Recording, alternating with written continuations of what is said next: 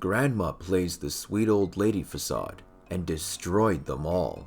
Welcome back to Reddit Chronicles. If you're new here, do consider subscribing to help me feed my channel and grow my cat. And if you liked the video, do kindly give it a thumbs up to help me out. Let's get started. I originally posted this on r/pro-revenge, but it got deleted, and I'm not really sure because I'm new here. So yeah.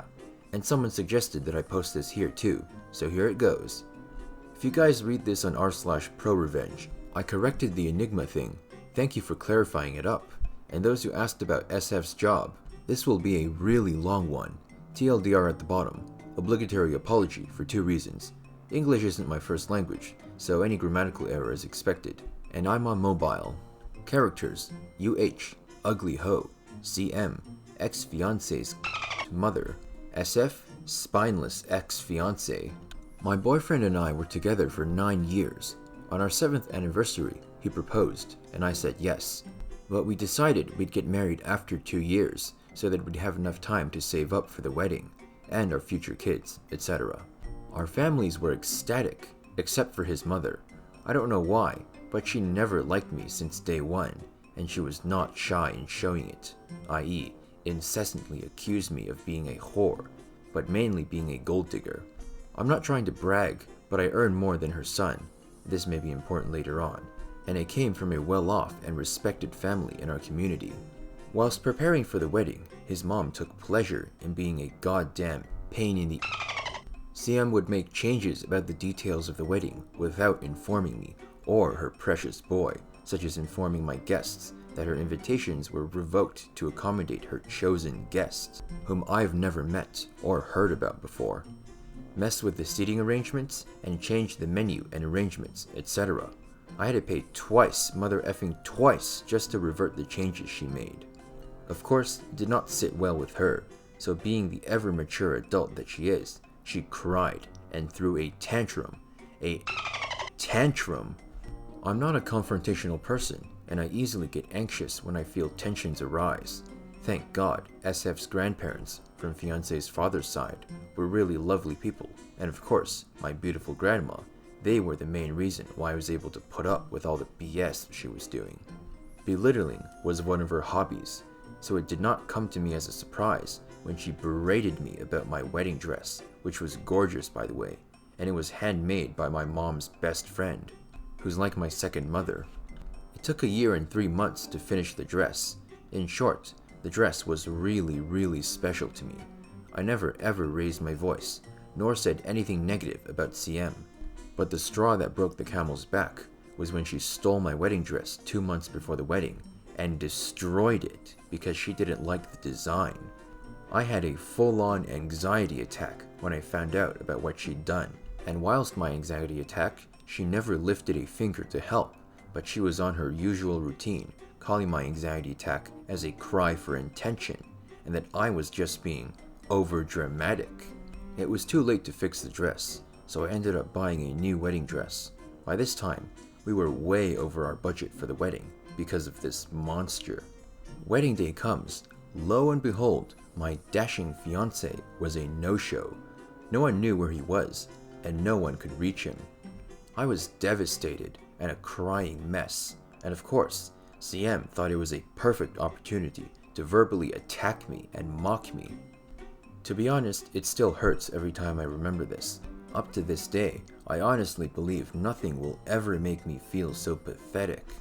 I showed up to work the following day, desperately trying to distract myself from all the fiasco, and 3 days after, I found out that he had been cheating on me for a year with a mutual friend.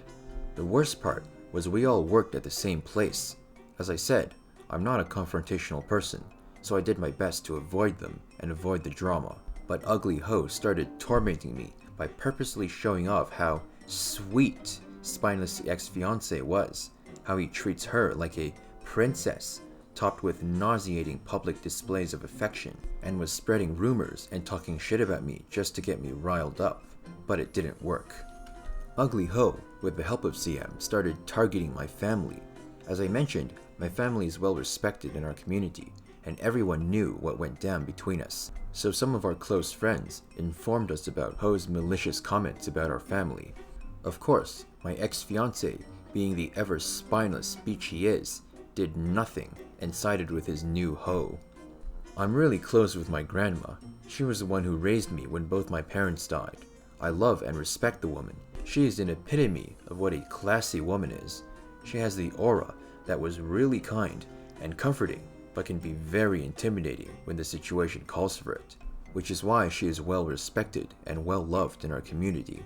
She always had a smile on her face and treated everyone well, and if it wasn't for her, I don't think I would make it after all that happened to me. So when Ho started badmouthing her, I was hellbent on destroying her and my spineless and assless ex-fiancé. I was beyond furious at this point. Thus, I started scheming on how I planned to drag them down. I talked to my grandma about it, but she convinced me not to do so and that I should just leave our hometown for a while to take a breather and take some time to heal myself, etc.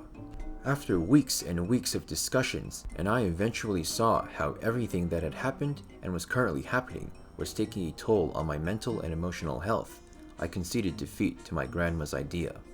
So I left. Didn't contact anyone from the hometown, except my grandma, of course. 2 years passed, and I received an invitation for a high school reunion.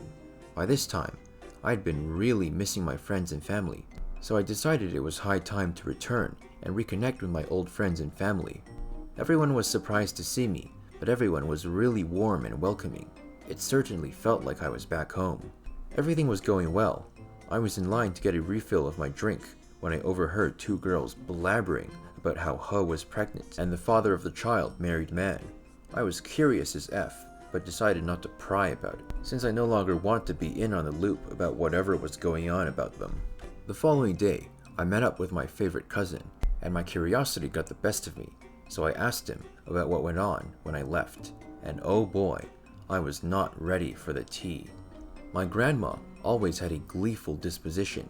She always greeted everyone and engaged in small talk with anyone. But apparently, when I left, she started to act differently. The happy grandma from the next door was gone. She always had a gloomy smile. Even the way she talks changed. She talked about how bad she felt for me, how she was hurting so much that me, her precious granddaughter, was going through such a rough time, how it broke her heart knowing that she couldn't do anything to ease my pain. People around us knew Grandma as someone who hates to be seen as weak and helpless, thus it was truly a heartbreaking surprise when they saw Grandma as such a state. Despite her lamenting about my unfortunate situation, she had nothing but kind words for spineless ex-fiancé, Kunt's mother, and ugly Ho. Everyone revered me and my grandma for handling the situation ever so gracefully. Their words, not mine. Despite all the bad blood, we took the high road. People now started treating SF and CM differently. They became a social pariah. After hearing what both SF and CM did and how they treated me, especially CM, most family members cut ties with them. CM's husband, a good man but very timid, apparently was my grandma's student, filed for a divorce and declared that CM could have whatever she wanted for the marriage as long as he doesn't have to deal with her anymore. As for SF, most of our mutual friends sided with me through the ordeal. SF was being groomed to be promoted for a takeover as a department chief, and this was huge because if it went through, SF would be the youngest chief in the company's history, but due to what happened and the fact that his boss, my second mom's husband, was a close family friend of ours, it all went down the drain. SF was not fired from his job because boss thought it would be such an easy way out, and because my grandma spoke to boss that firing SF would be wrong and unprofessional, and again, playing her sweet old lady card. Ugly Ho was caught having an affair with one of her bosses. Unfortunately, this boss of hers was married. The wife found out about the affair, but she didn't know who the third party was. Obviously, divorce papers were filed, and both parties agreed that it was a no-fault divorce. Until the wife received incriminating evidence of both Ugly Ho and the boss, which were sent anonymously. Grandma hired a private investigator to collect enough evidence to incriminate both Ugly Ho and the boss. Not only did the wife sue for 80% of their property, but she also filed case to have Ugly Ho's license to be revoked on the grounds of moral turpitude. As for the investigation went on, they found out that Ugly Ho and Boss had been stealing from the company. One thing people did not know about my grandma is that she's really conniving. She knows how to play that sweet lady card all too well. Update: my grandma just told me she saw Ugly Ho at the grocery store and decided to have a small talk with her. She approached her with a smile on her face and a bottle of olive oil in her left hand. My grandma is very soft-spoken.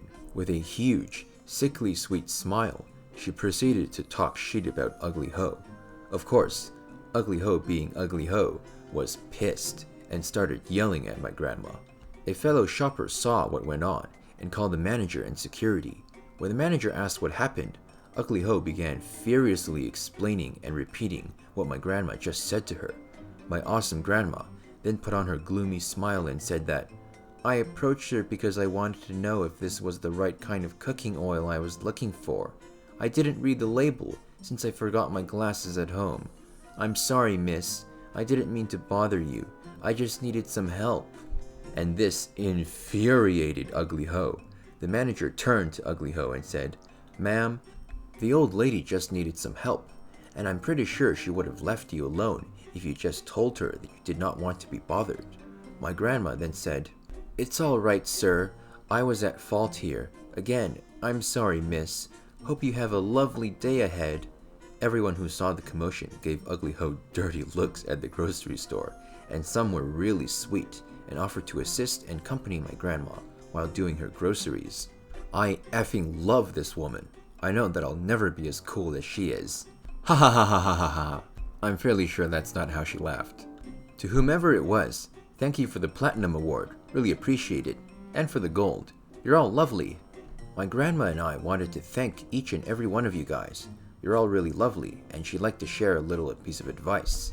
When someone screws you over, let them think that you are an underdog, and when they are complacent, hit them where it hurts. Hope you're all doing well. That is one cool grandma. You know what they say, the nicest people become the meanest a-holes when you push them over the edge. If you have any stories about your grandparents being badass, share them in the comment section. And now for our second infidelity story. Rule number 1, don't cheat on me. I've been reading the posts here for a couple weeks and think it's time I contributed one of my own. Obvious throwaway account. On the other hand, didn't want to wait for the 7-day rule. Oh well, TLDR at the bottom, yada yada yada. In 2008, I met this amazingly awesome girl in school. Let's call her CR. I was 21, and she was just about to turn 19, and we both knew what love was for the first time in our lives. We were both going to a community college, me for theater design, and her for education. We lived about half an hour apart, but that was nothing more than a minor inconvenience because we spent every free moment between classes together. Come to think of it, that slight distance was actually pretty nice, because being at home forced us to focus on homework and taking care of ourselves, and visiting each other's homes was much more special. CR graduated with her associates in 2009 and moved away to a state school to finish up her degree in early childhood special education. Like before, the distance was not a concern because it was a short train ride away and I'd spend 1 or 2 weekends a month down there with her. I proposed to her on Valentine's Day, 2010. School wasn't really my thing, and I just ended up enlisting in the US Air Force that following May and got moved up halfway across the country to a place neither of us had ever imagined visiting. However, like before, we wouldn't let distance get in our way. Now it should be noted that her mom did not like me. I still don't know why, but she was always the loudest, rudest, most annoying, and most disrespectful coonbag I've ever met. She was from the city, and she married into a family of farmers that owned the land since 1870s, so that may explain part of her malice. From here on, evil is EB. Another thing to know is that I have a great memory, and this will be important later on in the story. Anyway, back to the military. I had a 2-week break between my training and leaving for my first and only duty station, which happened to be over Christmas and New Year's. Even though we were engaged, we hadn't really put any consideration into actually getting married. She wanted something small with her family and cousins, and I was completely okay with going to a courthouse and getting it over with. I don't want to sound like I was trying to pressure her into that, but the way I saw it, I would be living in barracks in a few weeks, and being married would get me a full monthly housing allowance, which I would save to have a wedding ceremony when we had time in another year or two. Basically, get married now, don't tell anyone because they would all get hella upset for not being involved, and have a fake wedding ceremony that would include both of our families and friends. It turns out that because I was living in barracks, I wasn't allowed to collect the housing allowance, and when 6 months later they realized I was actually married, kicked me out and made me get in a house on base.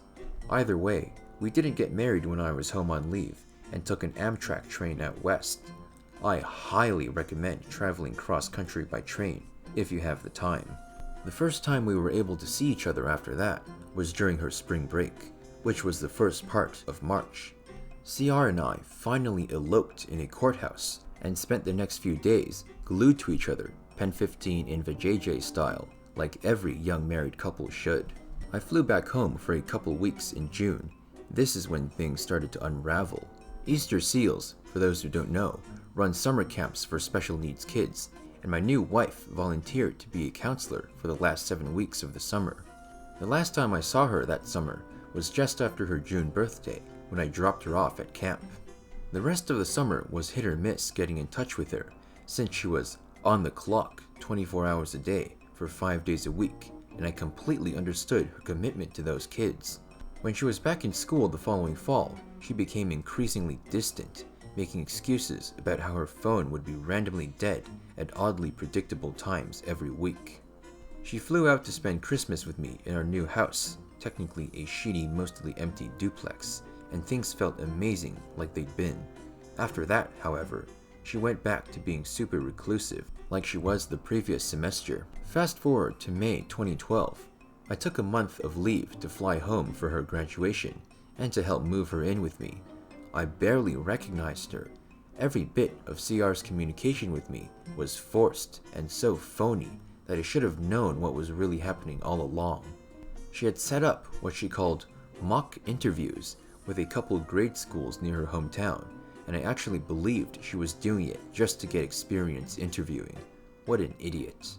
When I finally started to catch on to how serious she was about getting a job in our home state, she broke down crying and made it seem like I was forcing her to choose between me and her career. And of course, I wanted to put our marriage before anything else. Obviously, I returned to base without her. A couple weeks later, I pressured her into telling me what the hell was going on.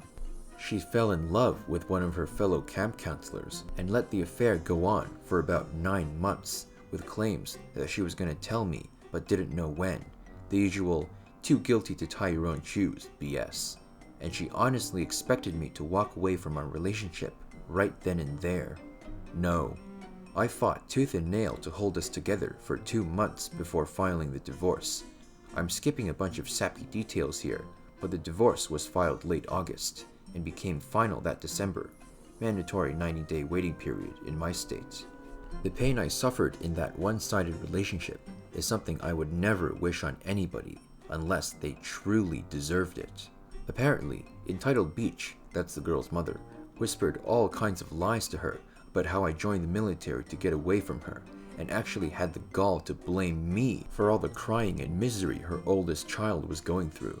My soon-to-be ex never admitted who was blaming me for everything, but I was really close to her dad and siblings, so I can't imagine that they would ever suspect me.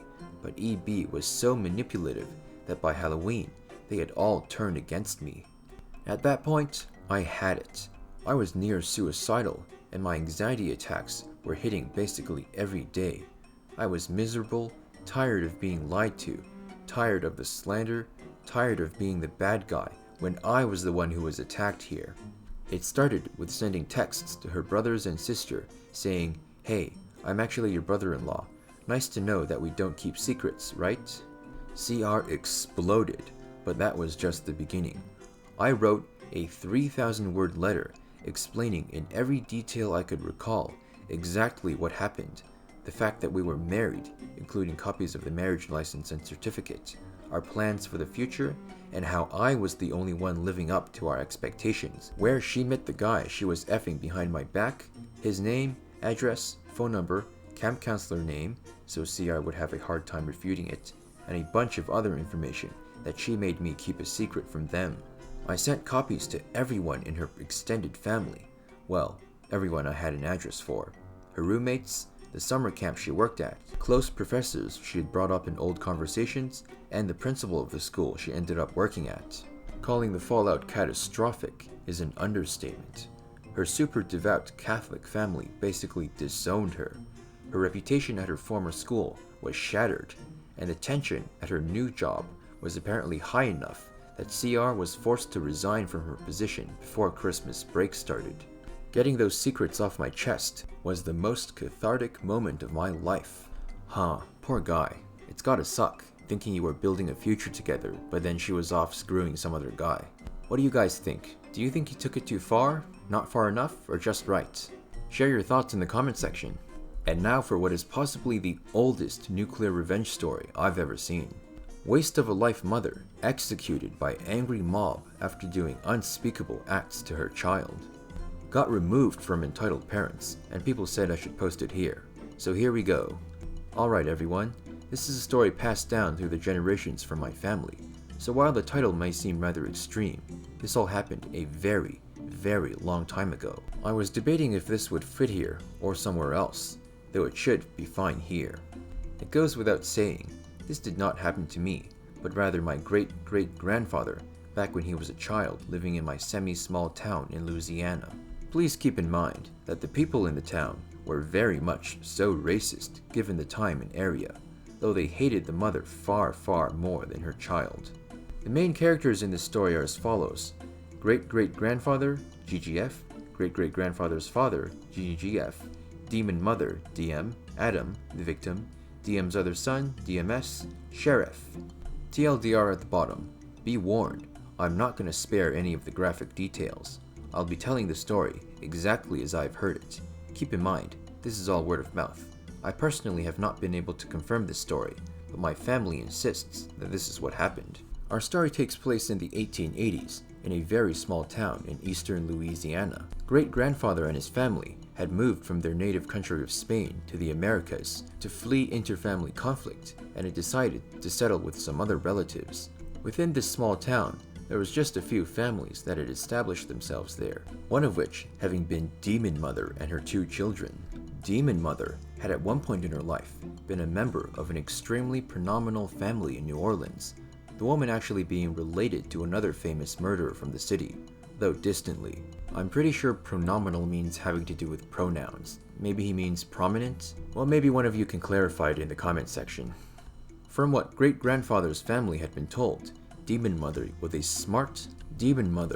smart, tough, arrogant woman that had possessed an immeasurable amount of wealth, though lost it after her family disowned her for conceiving a child through adultery in her marriage. She had been married to a prominent doctor in the city, of which they had one child, DMS, though when another child had been born, the husband had immediately called out adultery. Demon Mugger's youngest son, Adam, had been born with caramel-colored skin and brown eyes, whereas both his parents had had eggshell white skin and blue eyes. After intense questioning, DM had confessed to having an affair with a local farmer, a man that had once been a slave, but freed after the Civil War. Her family immediately disowned her, her fortune stripped, and DM was about to be tossed out on the streets, but her mother had given her just enough money behind the family's back to allow DM to survive far away from the city, dead to the rest of her family, except her uncle, the sheriff, and her mother. DM had taken her sons with her, and from great-grandfather's first look, it was extremely clear how horrible Adam had been treated.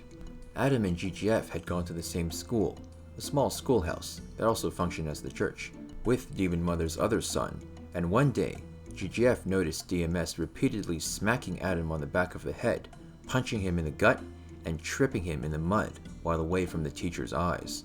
When great-grandfather asked Adam about the abuse, he had simply gotten the answer, "Because I'm in." Great-grandfather, being an immigrant and not knowing the customs of the town, had shrugged it off and returned to playing. Months passed, and the abuse continued. Adam would show up to school with black eyes, swollen lips, bruises, etc., and no one would do anything about it, as the entire matter was considered a family matter. Though even if someone had taken the initiative to confront DM about the abuse, she would meet them with the typical excuses of, he'd gotten them while roughhousing, or he fell. One day though, things changed so much that great-grandfather and his family had gotten involved. Although GGF and Adam weren't good friends, they were the only two boys at age 6 at the time, so it was often that they would end up playing around after school or during lunch. Demon Mother's other son did not like this one bit. DMS had come up to the two boys one day, and this is roughly the conversation that had taken place. "Well, I didn't know we had a lover here. What's your name?" "Lover?" "I don't know what that means, but I'm GGF. You must be Adam's older brother, right?" "DMS, leave us alone. We're trying to eat lunch." DMS had apparently thought it was a good idea to toss both boys' food on the ground at this point, deciding that he had a new plaything to bully. "And lovers like you two don't deserve to eat on tables. Go eat your food out of the dirt." It's important to note that Demon Mother's other son was around 12 at this time, double the age of the boys, so fighting back wasn't an option, and even if it was, it would give Adam hell at home. While great-grandfather tried to cover over his food, Adam had already gotten to the floor, attempting to pick up his sandwich before DMS stomped on it. But rather than stomp on the sandwich, DMS had decided that it would be far more brutal to punch Adam in the back of the head while he was on his knees. After punching Adam, DMS punched great-grandfather in the stomach before wandering off. Apparently, the fact that Demon Mother's other son punched great-grandfather in the gut was enough to piss off great-great-grandfather, as the next day, great-great-grandfather paid Demon Mother a visit to sort things out. When GGGF met DM at her house, this was actually the first time they had seen each other, as DM was essentially an introvert at this point. GGGF was met with a tattered, withered mess of a woman. DM had only been around 27 or 28 at this time, but it was extremely easy to pass her off as being in her late 30s. Her hair was a ragged blonde mess, knotted and matted as one would expect. Her face wore a permanent withered scowl of someone who had fallen from their absolute apex, doomed to fade out their own existence like a withering weed. Her once elegant gown had become nothing more than a tattered mess used to cover her obese form. Demon Mother had never given great-great-grandfather any respect, even from the beginning, the argument ensuing before the first word could be spoken. "Why did you make me get off my chair? Do you understand I don't want guests, or are you just stupid?" Great-great-grandfather trying to keep his composition. "I'm sorry, ma'am, but it seems that our boys got into a little scuffle. Your boy, DMS, had punched my son and destroyed his lunch. Do you mind having a word with him?" "I won't be scolding my son for beating up trash like your brat. Just go F off." With that, Demon Mother slammed the door. Great-great-grandfather, feeling it wasn't worth the effort to keep bothering the stubborn had decided that the best course of action was simply teach his son how to fight. Great-great-grandfather had taught great-grandfather some dirty tricks to disarm Demon Mother's other son, though great-grandfather never had to use them. The next day something odd happened. Adam was nowhere to be seen, and then the next day, and then the next.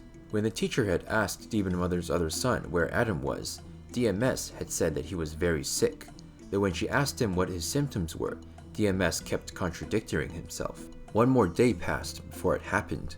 One of the stray dogs in the neighborhood had ended up with something peculiar in his greedy maw, and after one of the townsfolk pried it from the dog's maw, it was clear that it was a human rib, one small enough to be a child's.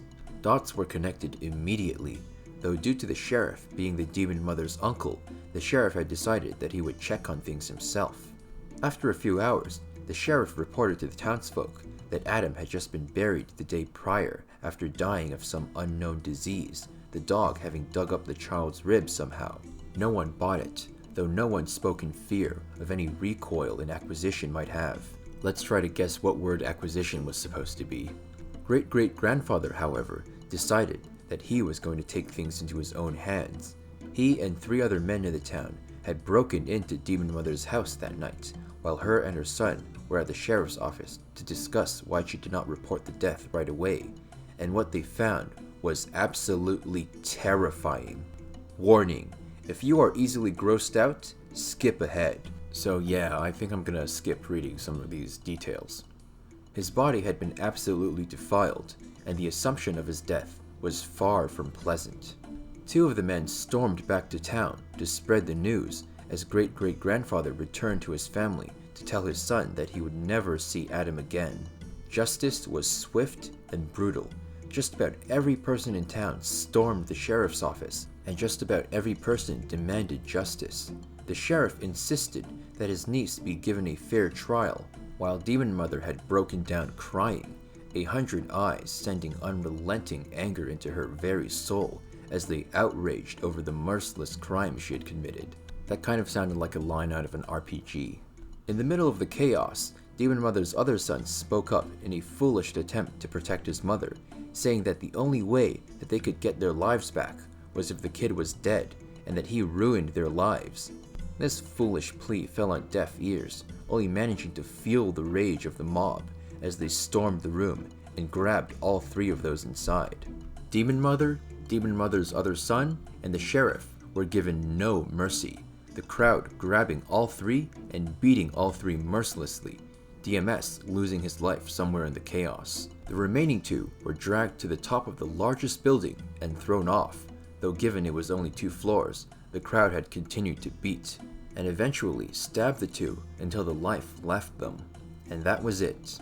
The 3 were buried in unmarked graves somewhere in the woods, while Adam's remains were buried in the local cemetery. In all, 4 lives were destroyed over the greed of 2 people, both trying to recapture the life that they once knew through the most extreme method possible, while one man could have avoided his death, protected his family in a futile last resort. Like I said at the beginning, this happened a very, very long time ago, and everyone in the story are now deceased. I never got to meet my great-grandfather, obviously, but this story has been the collected accounts of the most tragic event that was witnessed by my family and the others in this town.